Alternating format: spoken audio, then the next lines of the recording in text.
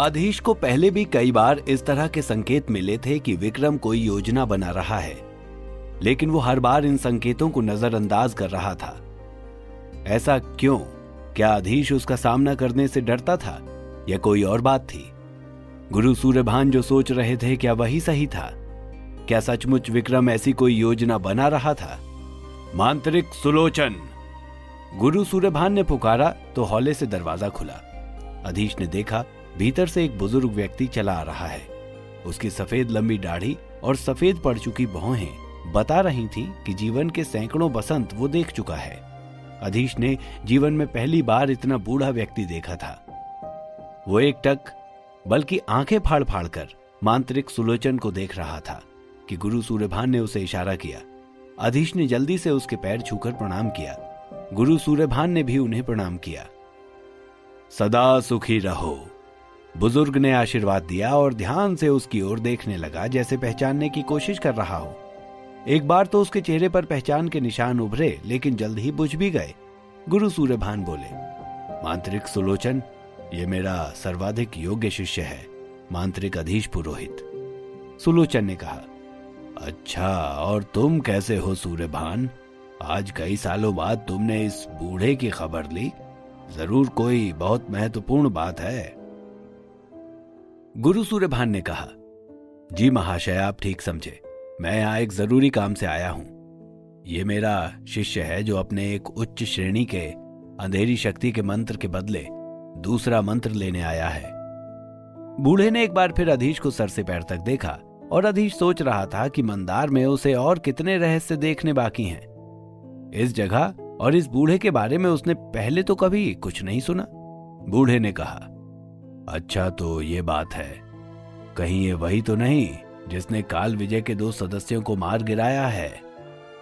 अधीश उसकी बुद्धिमानी पर दंग रह गया और उससे भी अधिक आश्चर्य तो इस बात का था कि जिस व्यक्ति के होने तक की खबर अधीश को नहीं थी, उसे भी अधीश के बारे में सारी खबर थी। गुरु सूर्यभान ने उत्तर दिया, जी महाशय, आप ठीक समझे, ये वही है और उन्हीं में से एक के छल्ले से अधीश को यह मंत्र प्राप्त हुआ है। सुलोचन ने कहा, अच्छा, अंदर आ जाओ सूर्यभान, मैं इसे अदृश्य दीवार के पार ले जाता हूं। वहां मित्र संरक्षक से बात करने के बाद ही तय हो पाएगा कि इस मंत्र का विनिमय यहां संभव है या नहीं। सूर्यभान ने कहा, ठीक है महाशय, मैं यहीं आपकी प्रतीक्षा करता हूं। सुलोचन अधीश को लेकर भीतर चला गया।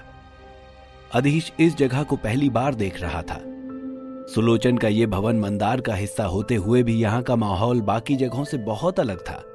थोड़े आगे जाते ही सुलोचन ने कहा, अदृश्य दीवार के पार तुम्हें अकेले ही जाना होगा अधीश।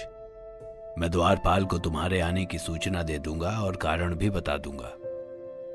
जिस जगह अधीश इस समय खड़ा था वहां घुप अंधेरा था। बहुत मुश्किल से वो कुछ देख पा रहा था, वो भी इसलिए कि अधीश की आंखें साधारण लोगों के मुकाबले बहुत तेज थीं। जी महाशय, अधीश ने उत्तर दिया। बूढ़ा फिर बोला, वैसे एक बात कहूं, तुम बहुत भाग्यशाली हो अधीश। मैं 5वीं श्रेणी का मांत्रिक हूं, लेकिन कभी इस दीवार के पार नहीं जा पाया। अधीश ये सुनते ही चौंक पड़ा। क्या ये बूढ़ा आदमी सच कह रहा है? उसने सोचा। इतने में सुलोचन ने हाथ उठाकर हवा में कुछ संकेत चिन्ह बनाए और सामने जैसे अचानक अनेक दीपक जल उठे हों, इस तरह की रोशनी टिमटिमाई और एक द्वार प्रकट हो गया। द्वार के उस ओर चमकीला उजाला था, जैसे तेज धूप खिली हो। अधीश ने जैसे ही दरवाजे को पार किया, पीछे का पूरा दृश्य गायब हो गया। अधीश ने अगला कदम आगे बढ़ाया और एक बिल्कुल नई जगह पर पहुंच गया। अचानक उसने नीचे देखा और डर की एक ठंडी लहर उसकी रीढ़ की हड्डी में दौड़ गई। ये जगह धरती और आसमान के बीच कहीं थी। ऐसा लग रहा था जैसे अधीश के पैर अभी हवा में थे। किसी तरह वो आगे बढ़ता गया। कैसी जगह है ये? क्या नाम है इसका? अधीश सोच रहा था। तभी उसे सुलोचन की आवाज सुनाई दी, लेकिन मांत्रिक सुलोचन को तो वो पीछे छोड़कर आया था। अधीश ने पलट कर देखा, लेकिन वहां कोई नहीं था। वहां सिर्फ सुलोचन की आवाज थी, मित्र संरक्षक प्रकट हो, मित्र संरक्षक प्रकट हो। यही वाक्य बार बार सुनाई दे रहा था। अचानक एक हरे रंग की तेज रोशनी वहां प्रकट हुई और सुलोचन की आवाज बंद हो गई। रोशनी से एक विशेष प्रकार की ध्वनि उत्पन्न हो रही थी, जैसे ये किसी तरह के संकेत हों। अधीश कुछ समझ पाता इससे पहले ही फिर सुलोचन की आवाज सुनाई दी। मित्र संरक्षक, यह अधीश पुरोहित है, गुरु सूर्यभान के शिष्य, और अधीश भीतर जाकर तुम्हें अपना मंत्र सहायक को देना होगा। फिर वही तय करेंगे कि उसके बदले तुम्हें कौन सा मंत्र मिल सकता है। अधीश बोला, ठीक है महाशय, मैं ऐसा ही करूंगा। सुलोचन ने फिर दरवाजे के दूसरी ओर से ही पूरी बात कह सुनाई। उसकी बात पूरी होते ही हरी रोशनी तेजी से चमकी और फिर बुझ गई। अचानक उसकी जगह पर एक स्त्री प्रकट हो गई। अधीश ने देखा, उसकी ही तरह वो स्त्री भी धरती और आकाश के बीचों बीच है, जैसे वे दोनों हवा में उड़ रहे हों, लेकिन वो तो स्थिर था। उस स्त्री ने उसी हरी रोशनी के रंग के हरे कपड़े पहन रखे थे। अधीश के सामने आकर वो खड़ी हो गई और बोली, आइए मांत्रिक अधीश, मैं आपको मंत्र कोश की ओर ले चलती हूँ। मेरा नाम हर्षा है। मैं भी आपकी ही तरह एक मांत्रिक हूँ, लेकिन बहुत पहले ही मैं यहाँ संरक्षक मित्र की सेवा में आ गई थी। आज उन्हीं ने मुझे आपकी सहायता के लिए भेजा है। अधीश ने कहा, धन्यवाद हर्षा जी, मैं आपका अधिक समय नहीं लूंगा। आप बस मेरे एक मंत्र के बदले मुझे दूसरा मंत्र दे दीजिए, ऐसा कोई मंत्र जो आसानी से समझ और सिद्ध कर सकूं। हर्षा बोली, देखिए अधीश जी, सबसे पहले तो आप ये विचार अपने मन से निकाल दीजिए कि आप मंत्र को चुनते हैं। वास्तव में तो मंत्र अपने धारक को चुनता है। अधीश सोच रहा था कि मांत्रिक हर्षा बहुत विस्तार से बातचीत करती हैं। यदि उसका काम थोड़ा जल्दी हो जाता तो ठीक रहता। गुरु सूर्यभान उसका बाहर इंतजार कर रहे थे। उसने कहा, आप बिल्कुल सही कह रही हैं मांत्रिक हर्षा। हर्षा मुस्कुराई। शायद वो अपनी प्रशंसा से खुश हो गई थी। अधीश को उस समय अपनी गलती का एहसास हुआ। वर्षों से यहां अकेले रहते हुए शायद ये ऐसी ही हो गई है। न जाने कितने सालों बाद आज उसे किसी से बात करने का मौका मिला होगा। अधीश अब उसके साथ कुछ अधिक विनम्रता से पेश आ रहा था। हर्षा बोली, अधीश जी, आपको मंत्र विनिमय के नियम तो पता है ना? अधीश ने कहा, जी, विनिमय किए जाने वाले दोनों मंत्रों का स्तर और मूल्य एक जैसा होना चाहिए। हर्षा ने कहा, बिल्कुल ठीक। अब मैं आपको कोष में ले चलती हूं। वहां सैकड़ों मंत्र हैं। उनमें से ही आपको अपने लिए एक मंत्र चुनना होगा। फिर 2 घंटे के भीतर उसे याद करके मंत्र को वापस संदूक में रखना होगा। अधीश बोला, ठीक है हर्षा जी, मैं समझ गया। लेकिन वास्तव में अधीश बहुत घबरा रहा था कि 2 घंटे के भीतर वो मंत्र कैसे याद करेगा। फिर भी वो हर्षा के पीछे चल पड़ा। कुछ देर बाद वे दोनों एक सुरंग जैसी जगह पर पहुंचे, जहां हर्षा ने हाथ से कुछ संकेत चिन्ह बनाए और वहां भी एक दरवाजा प्रकट हो गया। दरवाजे के उस पार कदम रखते ही वातावरण फिर एक बार बदल चुका था। ये जगह बेहद ठंडी थी, हल्का अंधेरा था और बर्फीला धुआं चारों ओर बह रहा था। अधीश ने पूछा, हर्षा जी, ये कौन सी जगह है? हर्षा बोली, ये कोई जगह नहीं है, ना ही ये कहीं स्थित है। मंदार के संरक्षक मित्रों ने इसका निर्माण किया है। समय के प्रवाह को रोककर इस जगह को बनाया गया है। अब बातचीत में समय मत गंवाइए, जल्दी से अपना मंत्र चुन लीजिए। अधीश ने जल्दी से अपने छल्ले से वज्रवायु मंत्र निकालकर हर्षा के हाथ पर रख दिया। हर्षा ने कुछ मंत्र पढ़े और हवा में संकेत चिन्ह बनाए। कागजों का वो पुलिंदा कुछ देर के लिए चमका और फिर हर्षा के दूसरे हाथ में रत्नों का बना हुआ एक छोटा सा संदूक प्रकट हो गया।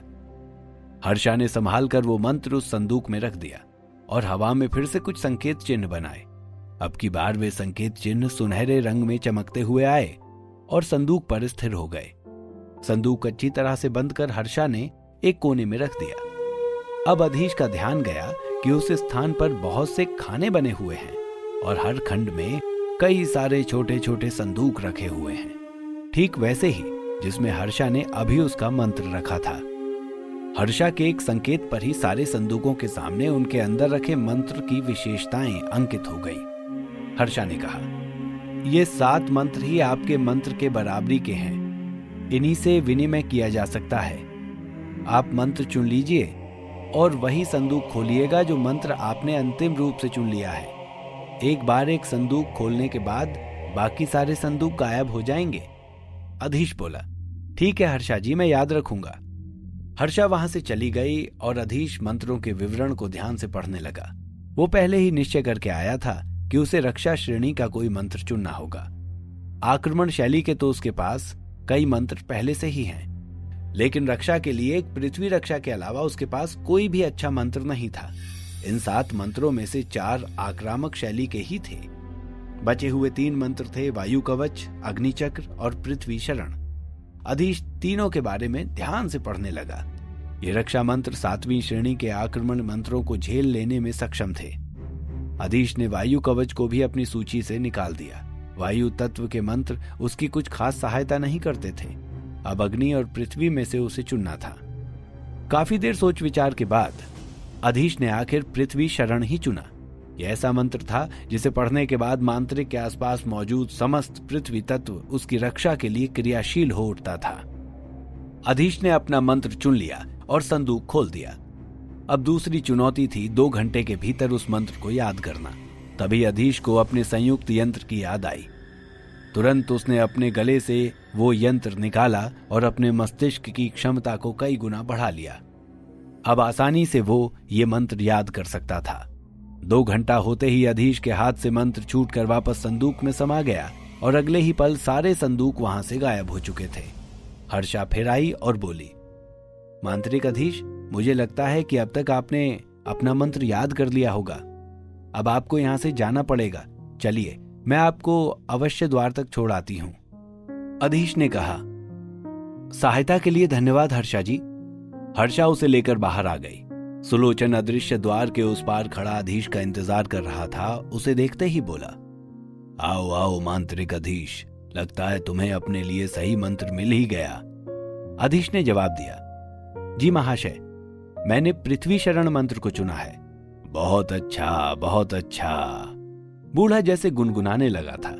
उसकी धीमी गुनगुनाती हुई आवाज में अधीश को कुछ समझ में भी नहीं आया कि वो कह क्या रहा है। कुछ ही देर में सुलोचन उसे लेकर बाहरी भवन में आ गया। बहुत देर के बाद अधीश को अपने पैरों के नीचे ठोस जमीन महसूस हुई थी। गुरु सूर्यभान उसे देखते ही उठ खड़े हुए। आओ बेटे, बहुत बहुत बधाई हो। तुम्हारा चेहरा देखकर ही लग रहा है कि तुम अपने लिए सबसे उपयोगी मंत्र प्राप्त करने में सफल हो गए हो।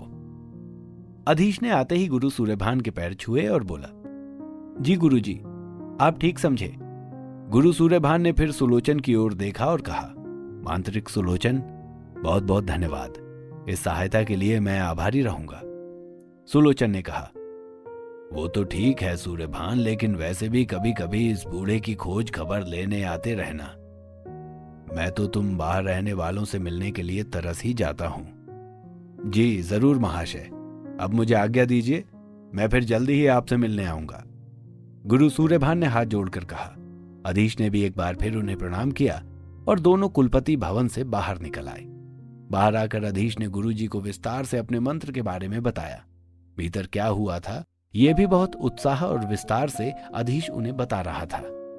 गुरु सूर्यभान बोले, सच बताऊं अधीश, मैं खुद आज तक अदृश्य दीवार के पार नहीं गया। कभी मौका ही नहीं आया, ना ही किसी मित्र संरक्षक से मिला हूं। लेकिन तुम पर मुझे गर्व है बच्चे। अब जल्दी से जाओ और इस नए मंत्र के अध्ययन में लग जाओ। कोई परेशानी आए तो मुझे बताना। अधीश ने कहा, ठीक है गुरुजी, प्रणाम, विजयी भव।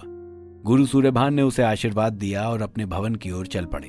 अधीश भी अपने कमरे में वापस लौट आया, जहां ललिता के साथ साथ विशाखा भी उसका इंतजार कर रही थी। अरे विशाखा, मैं खुद ही तुमसे मिलने के लिए आने वाला था, फिर कहीं व्यस्त हो गया। ठीक हो ना तुम? अधीश ने कहा। लेकिन विशाखा की आंखों में आंसू भरे हुए थे और अधीश की बात सुनते ही उसके आंसू गालों तक लुढ़क आए। क्या हुआ था विशाखा को? वो इतनी परेशान क्यों थी? अब अधीश अपने काम पर ध्यान देगा या अपने सहायक और मित्रों की मदद को प्राथमिकता देगा? जानने के लिए सुनते रहिए द मैजिशियंस सीक्रेट, सिर्फ और सिर्फ पॉकेट एफएम पर।